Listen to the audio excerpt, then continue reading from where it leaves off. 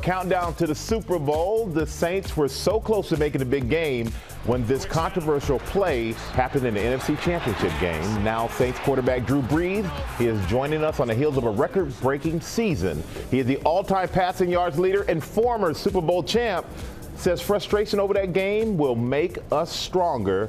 And Drew, it's great to have you here, man. And what an outlook you have with everything that's happened. And let's get right to it. That pass interference non-call that happened in the game, what was going through your head when you saw that play and you did not see a flag come out? I think it was to everybody in the building and everybody watching on television, because it seemed like it was about as obvious a call as there is to be made. But you know, again, you have to worry about the things you can control and not the things that you can't. And certainly that's something that we can't control. So, you know, as I look to just the whole complexion of the game, you know, there were opportunities before that play, there were opportunities after that play for us to go and win that game, and unfortunately we weren't able to do that. And you said it was an obvious call, and NFL Commissioner Roger Goodell even came out and said it's a play that should have been called. But what was your reaction to the commissioner speaking out and saying, yeah, the play should have been called? It's a little too late for that, but what was your reaction?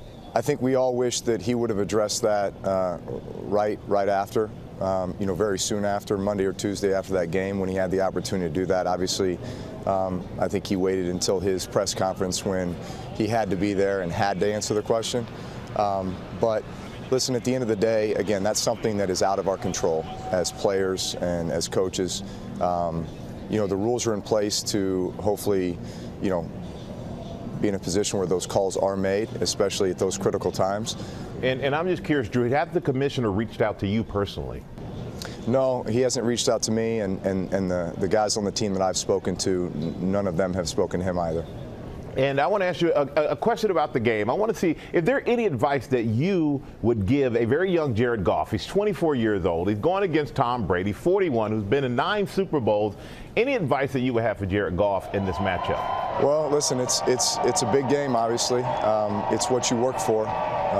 This is the pinnacle of our sport, right? And I think there's so much hoopla and everything going into this game. It's obviously 2 weeks worth of preparation, and I think once you get past all the lights and the cameras and all the festivities that take place prior to the game, you realize that, you know what, it's just a football game, right? And this is what you've worked so hard to do. This is what, you know, God has blessed you with the ability to do, and so just go out and relax and play ball.